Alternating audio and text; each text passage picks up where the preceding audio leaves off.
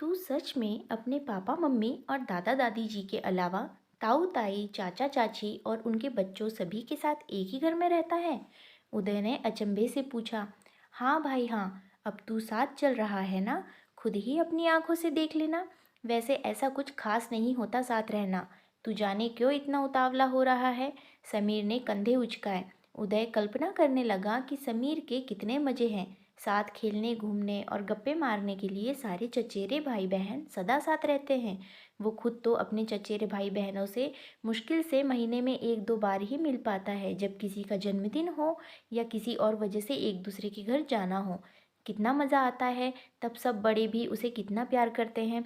उसका बस चले तो सबको एक ही घर में रहने को कहे। कैब रुकी तो समीर के पीछे पीछे उदय खुशी खुशी उतरा। मुख्य दरवाजे की तरफ बढ़ा ही था कि समीर ने उसका हाथ खींच लिया। ये दरवाज़ा ताऊ ताई जी के कमरे में ले जाता है, हमें पीछे के दरवाजे से घुसना है। पीछे के दरवाजे से वो बैठक में पहुँचे तो ड्राइंग रूम के सोफे की हालत देखकर उदय अचंभित हो गया। सोफे की जर्जर हालत बता रही थी कि वह लगभग 20-25 साल से बैठने वालों का बोझ सहन कर बुरी तरह टूट चुका है। समीर का परिवार इतना गरीब है क्या कि नया सोफा नहीं खरीद सकता? बैठक में रुके बिना समीर उसे सीधे अपने कमरे में ले गया। एक बड़े कमरे को पार्टीशन कर उसका कमरा निकाला गया था। कमरा छोटा था, पर latest TV, computer, music system सब था वहाँ। थोड़ी देर में समीर की माँ उनके लिए वहीं जलपान भी ले आई।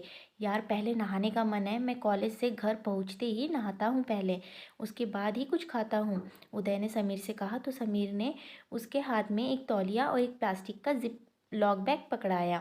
बैग में शैम्पू साबुन देख उदय को अजीब लगा। ये सब सामान तो बाथरूम में होना चाहिए था, पर जब बाथरूम की हालत देखी तो उदय की आंखें फटी की फटी रह गई। टॉयलेट की पीली पड़ी सीट पर दरारें भी दिख रही थी। सालों से उसकी पुताई भी शायद नहीं हुई थी। किसी तरह नहाकर वो वापस कमरे में आया। समीर बुरा ना माने तो एक बात कहूँ, तुम्हारा कमरा तो बेहद सुंदर है, फिर भी ये बैठक और बाथरूम इतने गंदे क्यों है? यार कमरा तो हमारा है ना, सो हम इसे ठीक ठाक रखते हैं। बैठक, बाथरूम और रसोई तो सबकी है, सो दादाजी को ही इन्हें ठीक हालत में रखना चाहिए।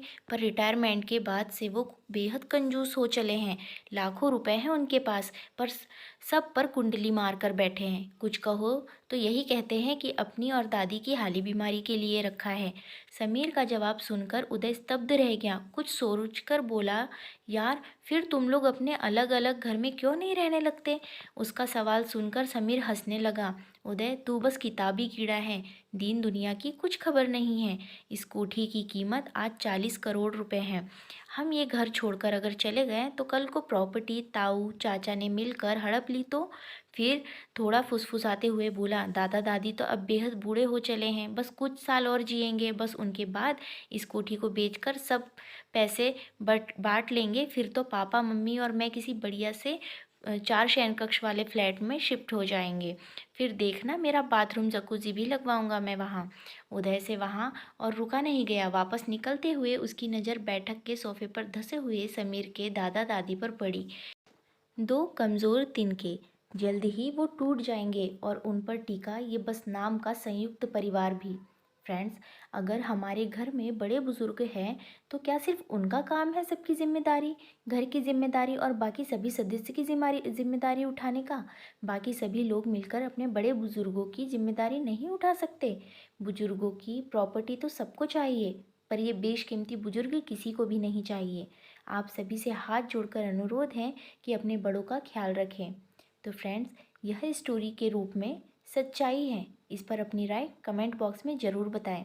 वीडियो को लाइक शेयर ज़रूर करें और चैनल को सब्सक्राइब करना बिल्कुल ना भूलें, क्योंकि आपके लिए मैं ऐसी ही अच्छी अच्छी कहानियाँ लेकर आते रहती हूँ।